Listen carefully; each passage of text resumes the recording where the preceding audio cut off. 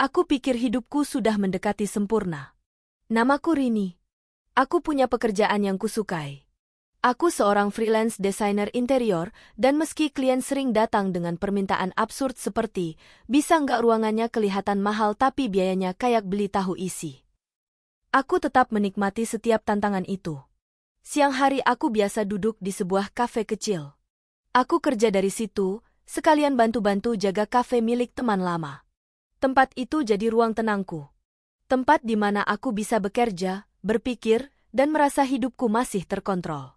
Dan Dion, tunanganku, seorang anggota DPRD. Sibuk, memang. Tapi kalau sempat, dia selalu menyapa lewat pesan singkat yang isinya cuma satu kata, makan. Atau, tidur. Aku anggap itu bentuk perhatian. Minimalis, tapi manis. Dion adalah tipe pria serius. Penampilannya selalu rapi. Kemeja putih, jas abu, jam tangan mahal, sepatu mengkilap. Bicaranya tenang dan terukur. Kami sudah tunangan 8 bulan. Rencana pernikahan sudah mulai dibicarakan. Undangan belum dicetak, tapi nama kami sudah ada di daftar catatan keluarga besar. Aku bahagia. Setidaknya, kupikir begitu. Dan ada Sari, sahabatku, satu-satunya orang yang tahu semua cerita cintaku, termasuk betapa repotnya hidup dengan Dion yang lebih sering sibuk ketimbang romantis. Sari adalah tempat curhat yang selalu tersedia 2 hal, kuping dan es kopi susu. Kalau Dion terlalu sibuk, kamu harus sibukkan dirimu sendiri juga. Jangan cuma nungguin kabar dari cowok yang lagi rapat, Rin, katanya waktu itu, sambil menyesap kopi dari gelas tinggi. Aku tertawa. Dia benar. Aku memang terlalu bergantung. Tapi bukankah itu normal dalam hubungan? Saat itu, semuanya masih tampak baik. Tak ada yang aneh. Tak ada yang mencurigakan. Hidupku adalah puzzle yang sedang disusun. Dan aku tidak tahu bahwa beberapa potong kepingnya akan segera hilang. Tanpa bisa kuambil kembali. Dan saat satu potong puzzle itu menghilang, aku belum menyadarinya. Aku terlalu sibuk menyusun sisanya. Terlalu percaya pada gambar besar yang kupikir akan menjadi rumah. Hari itu, aku dan Sari duduk di sudut kafe, tempat biasa kami menggosip ringan dan tertawa soal hal-hal kecil. Tentang klien nyebelin, tentang tren interior yang absurd, dan tentu saja, tentang Dion. Jangan terlalu keras sama Dion, kata Sari sambil memutar sendok kecil di cangkirnya. Dia sibuk. Tapi dia sayang kamu. Dia cuma nggak ekspresif aja. Aku mengangguk, walau hatiku tidak sepenuhnya yakin. Dion memang tidak ekspresif. Tapi akhir-akhir ini dia bahkan tak terlihat berusaha. Pesannya makin singkat. Nadanya makin datar. Bahkan kadang, dia lupa bilang, aku kangen, yang dulu jadi pesan wajib sebelum tidur. Kamu curiga? Tanya Sari tiba-tiba. Aku menggeleng cepat. Terlalu cepat. Enggak. Aku mungkin aku sensitif aja. Sari tersenyum. Tapi senyumnya aneh. Seolah ada sesuatu di baliknya yang ingin disembunyikan, tapi tidak cukup kuat untuk bersembunyi sempurna. Aku mengabaikannya. Seperti biasa. Karena kadang, lebih mudah mempercayai kebiasaan daripada mempertanyakan firasat. Hari itu, kami bicara lebih lama dari biasanya. Sari bahkan memelukku di akhir obrolan.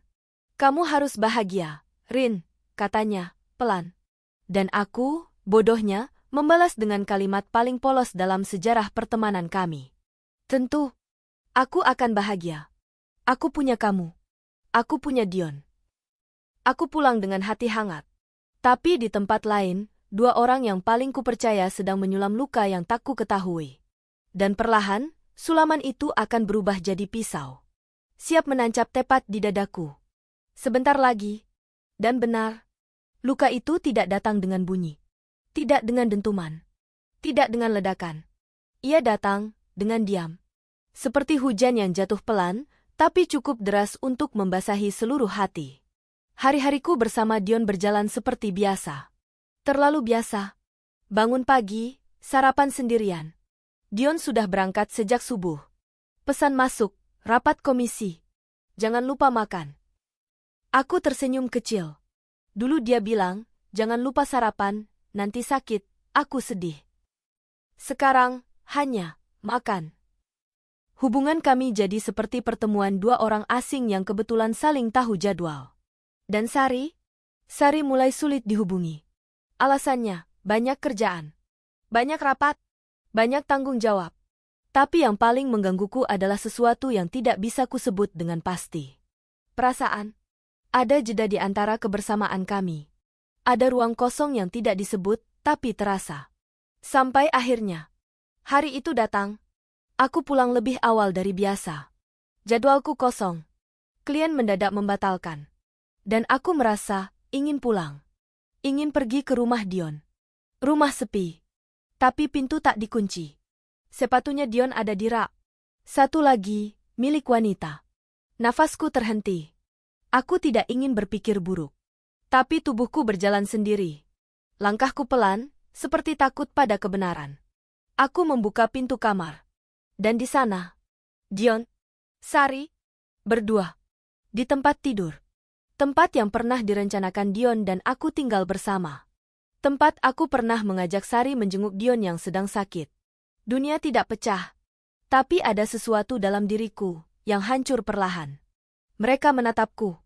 Dion buru-buru duduk. Sari menunduk. Rin, aku bisa jelaskan, kata Dion.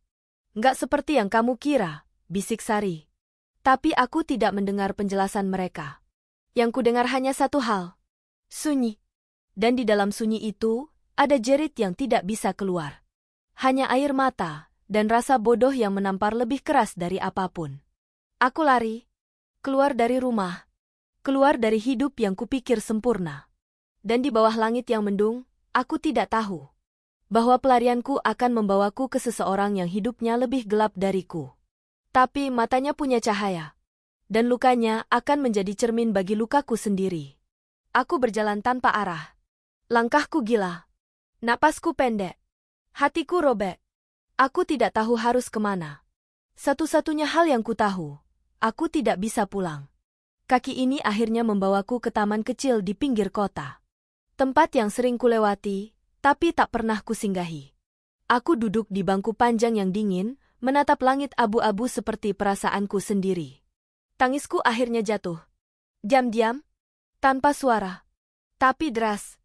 Wah, kamu kelihatan kayak drama Korea episode paling sedih yang dipotong iklannya. Suara itu datang tiba-tiba. Aku menoleh. Di ujung bangku, duduk seorang pria.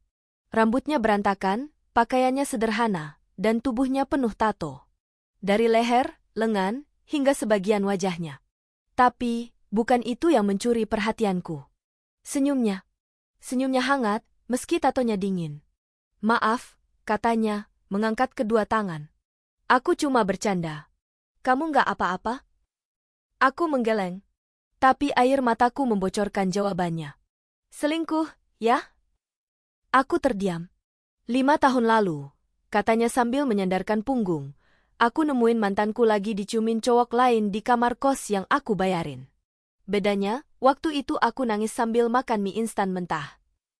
Aku tersedak tangis. Entah karena sedih, atau karena absurdnya cerita itu.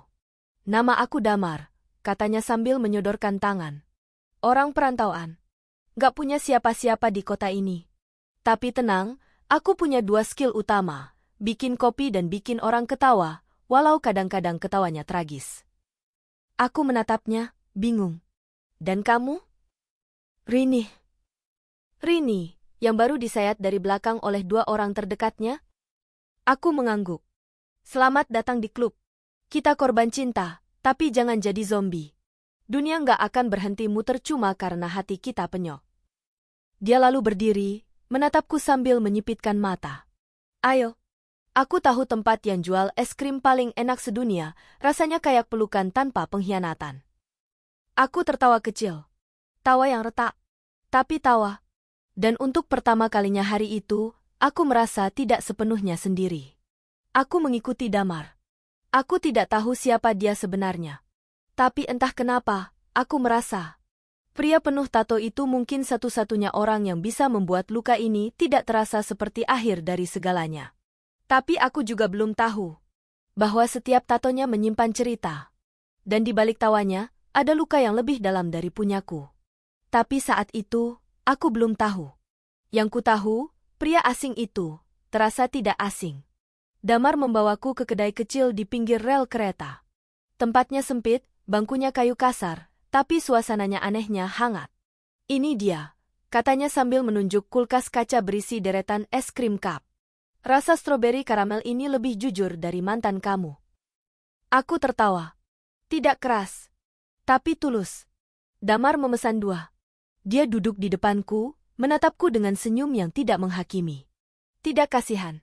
Hanya mengerti. Sakit, ya? Aku mengangguk.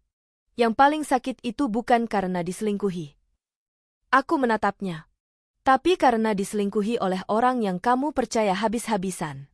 Yang kamu bela mati-matian saat orang lain meragukannya. Aku menunduk. Air mata jatuh lagi. Tenang. Tangisan hari ini, esok bisa jadi bahan stand-up. Percayalah. Dia mengedipkan mata. Dan entah kenapa, di tengah kepedihan yang menggantung di dadaku, aku tertawa. Damar seperti memiliki kemampuan aneh, membuat luka terasa bisa ditertawakan. Kamu selalu segila ini? Tanyaku. Enggak juga, katanya sambil mengangkat lengan bajunya. Di sana, terlihat tato seekor ikan koi mengalir dari pergelangan hingga siku. Setiap tato punya cerita. Yang ini, dari masa paling gelap dalam hidupku. Aku diam. Damar tidak menjelaskan lebih lanjut. Tapi pandangannya berubah. Mendung? Dulu aku juga pernah hampir nikah. Sudah bayar gedung, DP catering, fitting jas. Tapi ternyata, dia juga punya 2 undangan. Satu buat aku, satu buat cowok lain. Aku terdiam. Aku hancur. Aku marah. Tapi yang paling bikin sakit, bukan karena dia ninggalin. Tapi karena aku merasa, gak cukup layak untuk dipilih. Kalimat itu menancap dalam, karena aku juga sedang merasa begitu. Tak cukup layak. Tak cukup berarti. Damar menatapku lagi, kali ini lebih serius. Tapi kamu tahu? Hidup ini bukan soal jadi pilihan. Tapi soal memilih dirimu sendiri, meskipun orang lain membuangmu. Aku tak bisa menjawab. Tapi saat itu, aku tahu satu hal. Dalam malam tergelapku, aku bertemu seseorang yang membawa cahaya dari dalam luka.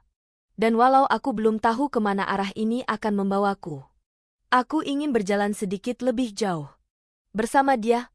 Tapi luka tak pernah benar-benar mengizinkan kita berjalan jauh tanpa ujian. Beberapa hari setelah pertemuan itu, aku mulai sering bertemu Damar. Kami ngobrol di taman, kadang minum kopi di kafe kecil yang sepi, kadang hanya duduk diam menatap langit sore. Dan ajaibnya, diam bersamanya terasa lebih nyaman dari 1000 kalimat basa-basi dengan Dion dulu. Damar tidak pernah memaksaku bicara. Tapi ketika aku bicara, dia mendengarkan. Benar-benar mendengarkan. Kadang dia bercanda, kadang dia menyisipkan humor konyol. Kamu tahu kenapa cowok selingkuh itu harus masuk penjara? Kenapa? Tanyaku pelan. Karena dia udah mencuri hati cewek baik, lalu merampok masa depannya. Itu kriminal kelas berat. Aku tertawa. Lagi, untuk pertama kalinya sejak pengkhianatan itu, aku merasa tidak hancur. Tapi hidup, seperti biasa, tidak suka melihat orang terlalu tenang. Hari itu, aku sedang duduk bersama Damar di halte tua, ketika ponselku bergetar. Panggilan masuk, Dion. Aku menatap layar itu lama. Jemariku gemetar. Angkat aja, kata Damar tenang.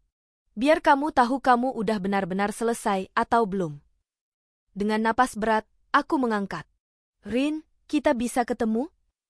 Suara Dion terdengar berat. Buat apa? Tanyaku datar. Aku salah. Tapi aku masih sayang kamu. Diam. Damar menatapku.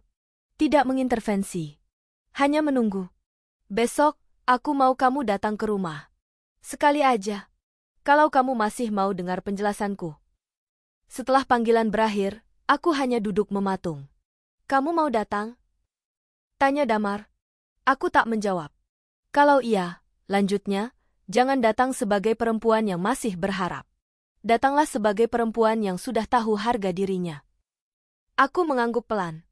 Malam itu, untuk pertama kalinya aku tidur dengan gelisah, bukan karena luka lama. Tapi karena bayangan masa lalu yang belum selesai sepenuhnya.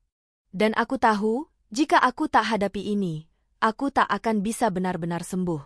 Tapi aku juga tidak tahu bahwa pertemuan besok bukan hanya akan mengungkap siapa Dion sebenarnya, tapi juga membuka sesuatu dalam diriku yang bahkan Damar belum tahu. Tapi juga membuka sesuatu dalam diriku yang bahkan Damar belum tahu. Pagi itu, langit mendung. Seperti firasat yang sudah sejak kemarin tak bisa kuabaikan. Aku berdiri di depan rumah Dion. Rumah yang dulunya kupikir akan jadi rumah masa depan kami. Sekarang, ia hanya bangunan kosong yang menyimpan kebohongan. Dion membuka pintu. Wajahnya terlihat kacau. Mata merah. Rambut tak tertata. Tapi aku tak lagi peduli. Masuk, Rin? Aku hanya diam. Ruang tamu itu masih sama. Sofa abu-abu. Foto kami berdua di dinding. Tapi kini terasa seperti museum dari hubungan yang sudah mati. Aku tahu aku salah. Berapa lama, Dion? Tanyaku. Apa? Berapa lama kamu dan Sari di belakangku? Dion terdiam. Napasnya berat. 8 bulan. 8 bulan. Hampir setahun.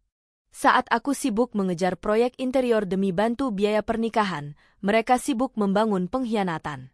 Aku bingung waktu itu, Rin. Kamu terlalu sibuk. Aku merasa kesepian. Aku tertawa. Tawa kering. Jadi karena aku kerja keras buat masa depan kita, kamu merasa berhak tidur dengan sahabatku? Dion menunduk. Aku salah. Tapi aku sadar sekarang. Aku masih mau kita nikah. Kita bisa mulai lagi. Aku menatapnya. Untuk pertama kalinya, aku tak merasa lemah di hadapannya. Aku bukan perempuan yang bisa kamu sakiti dan minta kembali seolah-olah aku benda yang jatuh dan bisa kamu ambil lagi. Dion maju satu langkah, suaranya nyaris berbisik. Apa karena cowok itu? Aku terdiam. Pria bertato yang suka nongkrong di taman itu? Aku tak menjawab. Tapi Dion langsung tertawa sinis. Kamu ninggalin aku buat pria gagal yang hidupnya aja nggak jelas. Itu pukulan terakhir. Aku berdiri. Lebih baik aku memilih pria yang tahu cara menghargai luka orang lain, daripada laki-laki bersetelan rapi yang bahkan tak bisa setia pada satu hati. Aku keluar. Dan di bawah gerimis yang turun pelan, aku merasa ringan. Seolah beban bertahun-tahun, akhirnya ku lepaskan. Tapi saat aku sampai di kafe tempat biasa bertemu Damar, dia tidak ada. Aku menunggu. 1 jam, 2 jam, tidak ada kabar. Tidak ada pesan. Dan untuk pertama kalinya, aku merasa takut. Karena mungkin, aku bukan satu-satunya yang sedang membuka luka hari ini. Mungkin, giliran dia yang sedang menghadapi bayangan masa lalunya sendiri. Dan benar saja. Keesokan harinya, Damar tidak muncul di taman. Tidak di kafe. Tidak ada kabar. Nomornya tidak bisa dihubungi. Hatiku mulai dihantui bayangan-bayangan yang tak ingin kubayangkan. Jangan-jangan, dia pergi. Aku mencoba menenangkan diri. Tapi semakin aku berusaha tenang, semakin pikiranku menggila.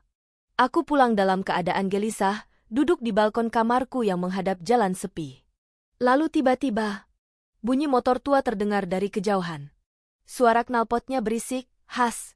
Aku berdiri. Jantungku berdegup. Damar? Jaket kulit, helm hitam kusam, senyum yang masih tetap sama. Tapi ada sesuatu di matanya, yang hari itu terasa lebih dingin dari biasanya. Maaf, katanya sambil turun dari motor. Aku butuh waktu. Aku menatapnya. Kamu kemana? Damar menghela napas panjang. Aku pulang. Ke tempat asal luka ini dimulai. Dia duduk di bangku kayu tua di balkonku. Kemarin, tanggal ulang tahunnya. Aku diam. Dia meninggal. 3 tahun lalu. Bukan karena penyakit, tapi karena rasa bersalah. Aku mengernyit. Mantan tunanganku, yang aku ceritakan dulu. Setelah dia memilih orang lain, ternyata hidupnya juga nggak lebih baik. Dia diselingkuhi balik. Depresi.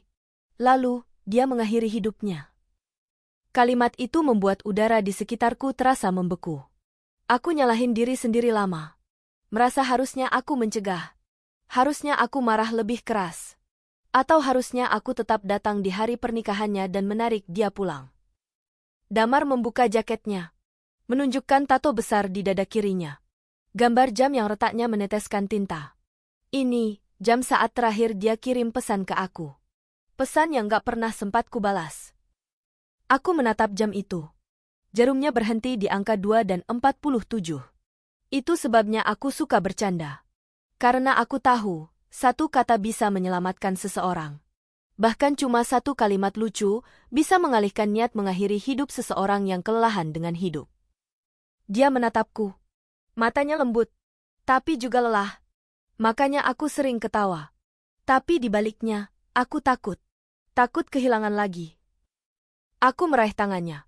Untuk pertama kalinya, aku merasa kami sama. Sama-sama disakiti. Sama-sama kehilangan. Sama-sama menertawakan luka, agar tak kelihatan berdarah. Tapi di balik semua itu, ada perasaan lain yang mulai tumbuh. Perasaan yang dulu kutakutkan. Perasaan yang membuat jantungku berdegup aneh saat dia tersenyum. Damar? Dia menoleh. Aku ingin mengatakan sesuatu. Tapi tiba-tiba, ponselku berdering. Nama yang muncul di layar membuatku terpaku. Sari, perempuan yang mengkhianatiku. Kenapa dia menelepon malam-malam begini? Bisikku pelan. Damar menatapku. Wajahnya berubah serius. Dan saat aku mengangkat panggilan itu, suara di ujung telepon membuat dunia yang tadinya perlahan membaik kembali terguncang. Rin, aku harus bilang sesuatu. Suara Sari terdengar berat, hampir berbisik. Aku menahan napas. Dion, aku hamil. Dunia serasa berhenti berputar. Apa? Aku tak percaya. Iya, aku tahu ini berat. Aku nggak pernah mau menyakitimu, Rin. Tapi aku nggak bisa bohong lagi. Jantungku berdetak sangat cepat. Apa kamu mau aku gugurin? Sari menangis. Suaranya pecah. Aku bingung. Aku takut. Aku nggak tahu harus gimana. Aku duduk, kaget. Semua rasa sakit yang dulu kulupakan, kini datang bertubi-tubi. Kenapa kamu bilang sekarang? Kenapa bukan dulu, saat kamu masih sahabatku? Aku takut, Rin. Tapi aku nggak mau kamu salah paham. Aku nggak akan minta kamu terima aku atau Dion. Aku cuma pengen kamu tahu, supaya kamu nggak salah langkah. Aku menghela napas. Telepon terputus. Aku menatap ponsel tanpa berkedip. Bayangan masa lalu dan masa depan bertabrakan dalam pikiranku. Aku tahu, segalanya tidak akan pernah sama lagi. Tapi aku juga tahu, aku harus memilih jalan hidupku sendiri. Apakah aku akan tetap di tengah pusaran kebohongan dan luka? Atau berani melangkah ke arah yang belum pernah kutahu? Dan di luar sana, Damar menunggu jawabanku. Jawaban yang mungkin akan menentukan segalanya. Jawaban yang mungkin akan menentukan segalanya. Aku berdiri di depan pintu kafe tempat kami biasa bertemu. Hatinya tenang, tapi pikiranku bergejolak seperti ombak yang tak pernah berhenti menghantam. Aku tahu, keputusan yang kuambil hari ini bukan hanya soal cinta. Ini tentang siapa aku, dan seberapa kuat aku bertahan dari luka yang mengoyak jiwa. Ponselku bergetar, pesan masuk dari Damar. Aku di luar. Aku tunggu kamu. Aku melangkah keluar, melihat sosoknya duduk santai di bangku kayu dengan senyum kecil yang selama ini jadi tempatku berpijak. Rin, katanya lembut, kamu nggak harus jawab sekarang. Tapi aku mau kamu tahu, aku di sini, kapanpun kamu siap. Aku menatap matanya. Dalamnya seperti lautan yang menyimpan ribuan rahasia. Tapi aku tak mau lagi bersembunyi. Damar, suaraku serak. Aku takut. Takut kehilangan lagi, takut tersakiti lagi. Dia menggeleng, tangan hangatnya meraih tanganku. Tak apa takut. Tapi jangan biarkan itu yang mengatur hidupmu. Aku menarik napas dalam, menatap langit senja yang mulai memerah. Aku pilih jalan ini. Bersamamu. Dia tersenyum lega, memelukku perlahan. Di balik pelukan itu, aku merasakan kekuatan yang belum pernah kurasakan selama ini. Bahwa luka masa lalu bukan akhir dari segalanya. Bahwa aku masih bisa percaya pada cinta. Dan di sana, di antara tato dan tawa Damar, aku menemukan harapan yang selama ini hilang. Namun, di balik kebahagiaan itu, bayangan Dion dan Sari masih mengintai. Ini baru permulaan dari perjuangan yang sesungguhnya. Keesokan harinya, aku merasakan udara berbeda di sekitar kantor kafe tempat aku bekerja. Pelanggan yang biasanya ramah tiba-tiba jadi dingin. Bisikan-bisikan kecil mulai terdengar. Kamu dengar, Dion baru banget dapat berita dari Sari. Iya, katanya mereka nggak peduli sama Rin. Malah mau rusak hubungan dia sama Damar. Aku berusaha mengabaikan. Tapi hatiku tetap berdetak tidak nyaman. Pesan masuk dari nomor tak dikenal membuatku berhenti. Kalau kamu pikir bisa lari dari Dion dan Sari, kamu salah. Kami akan buat kamu menyesal. Aku menggenggam ponsel dengan tangan gemetar. Damar yang datang tepat saat itu, langsung merasakan ketegangan di wajahku. Apa yang terjadi? Tanyanya, khawatir. Aku menunjukkan pesan itu. Mereka tidak akan berhenti. Mereka ingin aku hancur. Damar menarik napas panjang. Kita hadapi bersama, Rin. Aku nggak akan biarkan kamu sendirian. Tapi aku tahu, ini bukan hanya soal menghadapi ancaman biasa. Ini perang yang akan mengguncang hidupku sampai ke dasar. Dan aku harus bersiap, karena pertarungan sesungguhnya baru saja dimulai. Malam itu, setelah kafe tutup, aku duduk di meja kerja sambil menatap layar ponsel yang penuh pesan ancaman. Hatiku berdegup kencang, tapi aku tahu aku tak bisa terus-menerus takut. Damar duduk di sebelahku, memegang tanganku erat. Rin, kita harus hadapi mereka dengan kepala dingin. Aku sudah mulai cari tahu siapa yang ada di balik semua ini. Aku mengangguk pelan. Tapi tak kusangka, malam itu aku mendapat pesan lain. Kalau kamu ingin hidup tenang, lepaskan Damar sekarang juga. Itu bukan ancaman biasa. Itu ultimatum. Pagi harinya, aku mendapat telepon dari seorang pria asing. Kami tahu kamu dekat dengan Damar. Dia bukan siapa-siapa. Lepaskan dia atau kamu akan menyesal. Suaranya dingin dan penuh kebencian. Aku menggenggam telepon sampai terasa sakit. Aku tahu ini bukan hanya soal cinta. Ini sudah masuk ke ranah yang berbahaya. Tapi aku sudah memilih.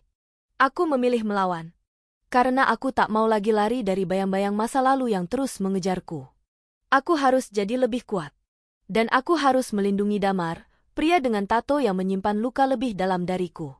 Bersama Damar, aku mulai menyelidiki siapa sebenarnya yang mengirim ancaman itu. Kami mengumpulkan petunjuk, memeriksa setiap pesan, dan mencari tahu siapa yang punya motif terbesar untuk menjatuhkan aku dan Damar.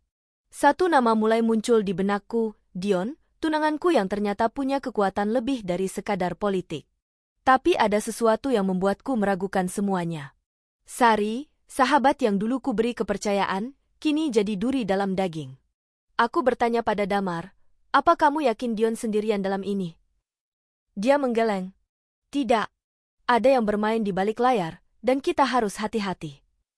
Di tengah pencarian kebenaran, aku menemukan surat lama milik Damar yang tersembunyi di antara tumpukan lukisan dan buku di rumahnya. Surat itu berisi pengakuan tentang masa lalunya yang penuh luka dan sebuah janji yang belum terpenuhi. Damar, kenapa kamu menyembunyikan ini dariku? Tanyaku lembut. Matanya berkaca-kaca. Aku takut kamu akan meninggalkanku kalau tahu semuanya. Tapi aku yakin satu hal. Kita tidak bisa menyerah sekarang. Kebenaran harus diungkap, seberat apapun itu. Dan aku berjanji pada diri sendiri, aku akan bertahan untuk cinta yang aku pilih dan untuk luka yang aku rawat. Tapi hari itu datang juga, saat aku harus menghadapi pilihan yang paling sulit dalam hidupku. Dion mengirim pesan, memanggilku ke sebuah kafe yang dulu kami kunjungi bersama. Dengan jantung berdebar, aku datang, tahu ini bukan pertemuan biasa. Rini, katanya dingin, lepaskan Damar sekarang juga, atau semuanya akan hancur. Aku menatap matanya, yang dulu penuh cinta tapi kini berubah menjadi ancaman. Kamu pikir aku bisa memilih begitu saja? Setelah semua yang terjadi? Suaraku bergetar, tapi penuh tekad. Dia tersenyum sinis, ini bukan soal kamu, ini soal kekuasaan. Aku tahu, ini bukan hanya tentang cinta atau sakit hati. Ini tentang siapa yang akan menang dalam permainan yang berbahaya ini. Di balik itu semua, Damar menunggu keputusanku. Aku berdiri di persimpangan jalan, antara menyerah dan melawan. Antara hidup dalam bayang-bayang masa lalu atau membangun masa depan dengan luka yang masih berdarah. Dengan napas panjang, aku berkata, aku memilih bertarung. Bersama Damar. Dion mengangguk pelan, tapi matanya penuh amarah. Kalau begitu, bersiaplah menghadapi konsekuensinya. Saat aku melangkah keluar dari kafe itu, aku tahu, ini baru awal dari perjuangan paling berat dalam hidupku. Tapi aku siap. Saat aku melangkah keluar dari kafe itu, udara terasa lebih berat dari biasanya. Damar menunggu di seberang jalan, matanya penuh kekhawatiran tapi juga keyakinan. Rin, kamu yakin dengan keputusanmu? Tanyanya lembut. Aku mengangguk pelan, walau hatiku bergejolak. Aku nggak akan mundur. Biar apapun yang terjadi, aku mau kita hadapi bersama. Tapi keputusan itu membawa konsekuensi yang lebih berat daripada yang pernah kubayangkan. Kabar buruk datang satu persatu. Di kafe, pelanggan mulai berkurang, dan gosip tentangku menyebar luas. Bahkan beberapa teman dekat mulai menjaga jarak. Di kantor desain interiorku, proyek besar yang sudah lama kuimpikan tiba-tiba dibatalkan tanpa alasan jelas. Semua terasa seperti runtuh. Tapi Damar selalu ada, dengan candaan dan pelukan yang membuatku tetap bertahan. Kalau hidup ini kayak lukisan abstrak, kita yang pegang kuasnya. Ayo kita buat yang indah, meskipun dari coretan yang kacau, katanya sambil tersenyum. Aku tertawa kecil, merasa sedikit lega. Walau perjuangan belum usai, aku tahu aku tak sendirian. Bersama Damar, aku siap menghadapi badai. Hari-hari berikutnya menjadi ujian berat. Aku merasa seperti berjalan di atas kaca, setiap langkah penuh ketakutan dan luka. Tapi di tengah gelapnya masalah, aku mulai menemukan kekuatan yang tidak pernah kusadari sebelumnya. Dukungan Damar yang tulus membuatku belajar membuka diri dan menerima bantuan. Rin, kamu gak harus selalu jadi kuat sendiri. Kadang, kuat itu berarti berani bilang, aku butuh kamu, katanya sambil menggenggam tanganku erat. Aku mulai menyusun kembali impian yang sempat terhenti. Dengan bantuan Damar, aku merancang proyek desain interior kecil-kecilan yang kutargetkan akan membawaku keluar dari kesulitan. Bahkan, aku mulai menulis diari tentang perjalanan hidupku, luka, harapan, dan cintaku yang tumbuh perlahan. Kadang, aku tertawa sendiri membaca kata-kataku, merasa aneh tapi juga lega. Damar selalu ada untuk menjadi pendengar dan teman lelucon yang mampu membuat hatiku ringan. Kalau aku jadi lukisan, mungkin aku itu campuran warna-warna aneh. Tapi kamu yang bikin warnanya jadi hidup, katanya suatu malam. Aku tersenyum, tahu bahwa perjuangan ini belum selesai, tapi aku sudah berjalan ke arah yang benar. Aku belajar bahwa luka masa lalu bukan untuk terus disesali, tapi untuk menjadi pelajaran dan kekuatan baru. Perlahan, usahaku mulai membuahkan hasil. Proyek desain interior kecil yang aku kerjakan bersama Damar mendapat respons positif dari beberapa klien. Kafe tempat aku bekerja juga mulai dipenuhi pelanggan setia yang mendukungku, bukan hanya sebagai pekerja, tapi sebagai pribadi yang berani bangkit. Bahkan, Sari mulai menjaga jarak, mungkin karena melihat tekadku yang tak tergoyahkan. Aku dan Damar semakin dekat, bukan hanya sebagai pasangan, tapi sebagai sahabat yang saling melengkapi. Suatu malam, saat kami duduk di tepi sungai, Damar menggenggam tanganku dan berkata, Rin, aku bangga sama kamu. Kamu kuat, bahkan saat dunia mencoba menjatuhkanmu. Aku tersenyum, merasakan kehangatan yang sudah lama aku rindukan. Terima kasih, Damar. Kamu yang membuat aku percaya lagi pada cinta. Meskipun tantangan masih menanti di depan, aku tahu aku tidak lagi berjalan sendiri. Aku sudah menemukan cahaya di ujung terowongan, dan aku siap melangkah ke masa depan yang lebih cerah. Tapi untuk benar-benar melangkah maju, aku harus menata ulang hatiku yang hancur. Aku duduk sendiri di ruang kecil kafe tempat aku bekerja, menatap kosong secangkir kopi yang mulai dingin. Semua luka, pengkhianatan, dan rasa sakit tidak langsung hilang begitu saja. Namun aku belajar bahwa setiap luka punya waktu penyembuhannya. Dengan Damar di sisiku, aku berani membuka lembaran baru. Kami mulai merencanakan masa depan bersama, bukan hanya soal cinta, tapi juga impian yang ingin kami wujudkan. Sementara itu, aku memutuskan untuk memaafkan Dion dan Sari, not untuk mereka, tapi untuk kedamaian dalam diriku sendiri. Memaafkan bukan berarti melupakan, tapi melepaskan beban yang selama ini mengikatku. Malam itu, aku menulis dalam diariku, aku belajar bahwa kebahagiaan bukan tentang seberapa sempurna masa lalu, tapi seberapa berani aku menghadapi hari esok. Meski jalan masih panjang, aku yakin dengan hati yang telah kutata ulang, aku bisa menjalani hidup dengan penuh harapan dan cinta yang nyata. Hari-hari berlalu dengan damai yang perlahan tumbuh di antara aku dan Damar. Kami mulai merancang masa depan, bukan dengan kata-kata besar, tapi dengan tindakan kecil penuh makna. Kadang kami berjalan di taman sambil tertawa, melepas semua beban yang pernah mengekang. Aku merasa untuk pertama kalinya setelah lama, hidup ini terasa ringan dan penuh warna. Bahkan Dion pun mulai menjauh, menyerah pada kekalahannya tanpa perlu aku ikut campur. Sari pun memilih pergi, mungkin mencari hidupnya sendiri tanpa harus terus terjebak di masa lalu. Aku tahu, memaafkan mereka membuka ruang untuk kebahagiaan baru. Aku tak lagi takut akan luka lama, karena aku sudah belajar untuk berdamai dengan masa lalu.